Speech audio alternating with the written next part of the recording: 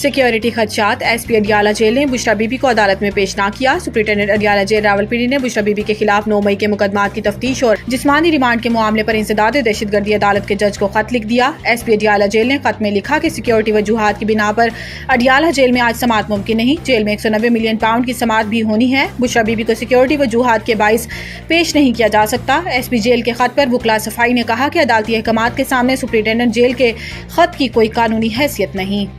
عمران خان نے ملک کے خلاف سازشیں کی اور فیض حمید ان کے ساتھ شامل تھے۔ عطا تارڑ اسلام آباد میں پریس کانفرنس کرتے ہوئے انہوں نے کہا کہ نواز شریف کی قیادت میں مسلم لیگ نون نے ہمیشہ عوام کی خدمت کی۔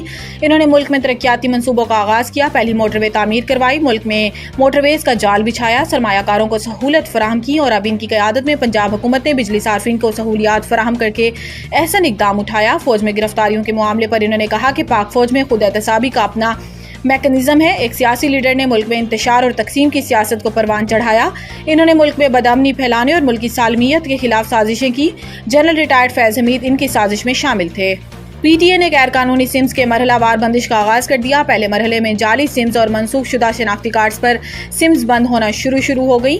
ذرائع کے مطابق نادرا سے حاصل ہونے والے ڈیٹا کی بنیاد پر غیر قانونی سمز کو بلاک کیا جا رہا ہے۔ دوسرے مرحلے میں ایکسپائر شناختی کارڈز پر رجسٹرڈ سمز کو بند کیا جائے گا اور تیسرے مرحلے میں فوت شدہ افراد کے نام پر رجسٹرڈ سمز کو بند کیا جائے گا۔ ذرائع کے مطابق موبائل سمز کی بندش سے قبل صارفین کو آگاہی پیغامات بھجوائے گا اور ان پیغامات میں سمز سے متعلق ڈیٹا کو اپ ڈیٹ کرنے کو کہا گیا۔ طاقتور مونسون سسٹم بلوچستان پر اثر انداز، مکانوں اور فصلوں کو نقصان، 10 افراد زخمی۔ پی ڈی ایم میں بلوچستان کے مطابق سسٹم کے باعث کوہ سلیمان اور کیتھر رینج میں موسلا دھار بارش ہوئی اور بعض مقامات پر آج طوفانی ہوائیں چلنے کا امکان ہے۔ ڈپٹی کمشنر نے کہا کہ طوفانی بارش اور آندھی سے نظام زندگی شدید متاثر ہوا ہے۔ سیلابی ریلوں اور آندھی سے درجنوں مکانات تباہ ہو گئے، جبکہ توبہ چکزئی، توبہ کاکڑی اور قلعہ عبداللہ پشین اور زیارت میں فصلوں کو نقصان پہنچا۔